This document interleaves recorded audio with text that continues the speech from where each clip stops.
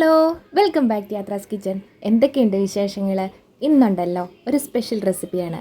അതുപോട്ടെ, അപ്പോൾ ഇതെന്താണെന്ന് മനസ്സിലായോ? വട്ടയപ്പമാണ് കേട്ടോ. അതൊരു സ്പെഷ്യൽ റെസിപ്പിയാണ്.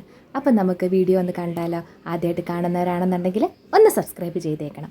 അപ്പോൾ നമ്മൾ 4-5 മണിക്കൂർ കുതിർത്ത് വെച്ച നമ്മുടെ പച്ചരി ഉണ്ടല്ലോ, അതൊന്ന് നമുക്ക് അരച്ചെടുക്കണം. അപ്പോൾ വട്ടയപ്പത്തിനായിട്ട് നമ്മൾ ആ പച്ചരിയുടെ കൂടെ കുറച്ച് തേങ്ങ ചിരകിയത്, ഏലക്ക, കുറച്ച് പഞ്ചസാര, പിന്നെ പോയിട്ട് നമുക്ക് ഇച്ചിരി കുറച്ച് ചോറും കൂടി ഇട്ട് കൊടുത്തോളാം. അപ്പോൾ ഇതെല്ലാം കൂടെ കൂട്ടി കുറച്ച് വെള്ളം കൂടി ഒഴിച്ച് നല്ല പേസ്റ്റ് പോലെ ഒന്ന് അരച്ചെടുത്തോളുക.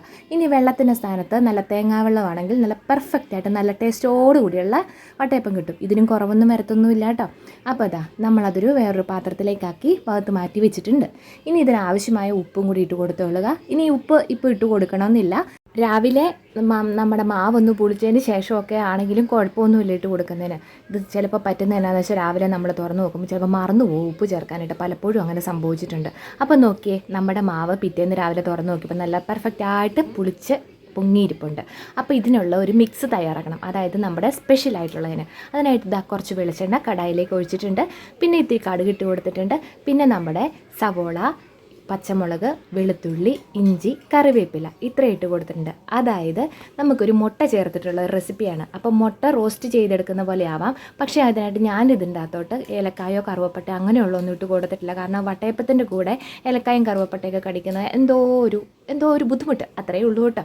അപ്പോൾ നമ്മുടെ മുട്ട റോസ്റ്റ് റെഡിയാക്കാനുള്ള ഉള്ളി നന്നായിട്ടൊന്ന് വഴറ്റി എടുക്കേണ്ടതുണ്ട്.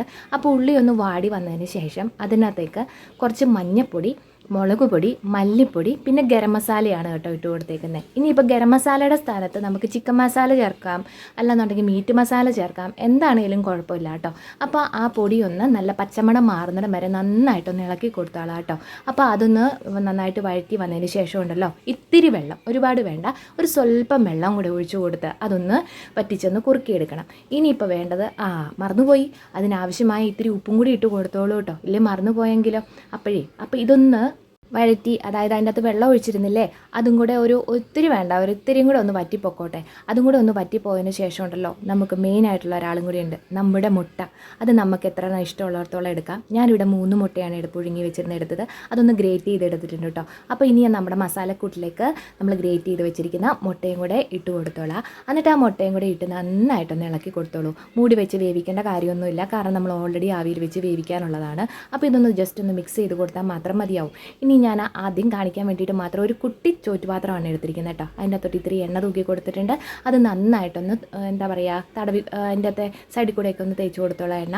ഇനിയിപ്പോൾ നമ്മുടെ വട്ടയപ്പത്തിനുള്ള മാവ് ആ പാത്രത്തിലേക്ക് കുറച്ച് ഒഴിച്ചു കൊടുത്തോളുക. ഇനി ഇതിനെ ഒന്ന് 5 മിനിറ്റ് വേവിച്ചെടുക്കണം ആവിയിൽ വെച്ച്. അതായത് എളുപ്പത്തിന് വേണ്ടിയിട്ട് ഞാൻ ഈ കുഞ്ഞു കടായിലേക്കാണ് വെച്ചിരിക്കുന്നത് കേട്ടോ. അപ്പോൾ നോക്കിയേ, 5 മിനിറ്റ് കഴിഞ്ഞപ്പോൾ അത് പകുതി വെന്തിട്ടുണ്ട്. ഇനിയിപ്പോൾ നമ്മുടെ മിക്സും കൂടെ അതിൻ്റെ തൊട്ട് വെച്ച് കൊടുത്തോളാം. ഇനിയിപ്പോൾ ആ മിക്സ് മൊത്തത്തിൽ അകത്തൊക്കെ വിധത്തിൽ വേണം ചെയ്ത് കൊടുക്കാനായിട്ട്.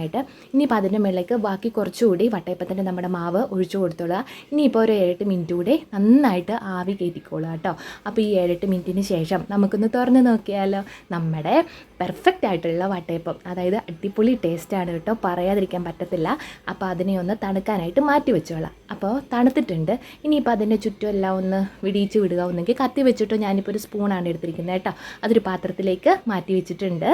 അപ്പോൾ നമുക്കതിനെ ഒന്ന് തിരിച്ചും കൂടി നോക്കാം കേട്ടോ.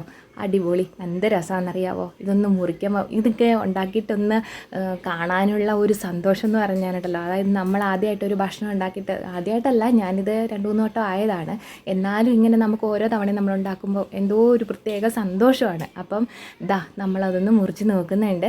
മുറിച്ച് നോക്കിയപ്പോൾ എന്ത് രസമാണെന്നറിയാമോ, കാണാനും കഴിക്കാനും നല്ല ടേസ്റ്റാണ്. അപ്പോൾ ഒരിക്കലെങ്കിലുമൊക്കെ ഇങ്ങനെ ട്രൈ ചെയ്ത് നോക്കേണ്ടതാണ് കേട്ടോ. അപ്പോൾ ഞാൻ ഒരുപാടൊന്നും ഉണ്ടാക്കിയിട്ടൊന്നുമില്ല.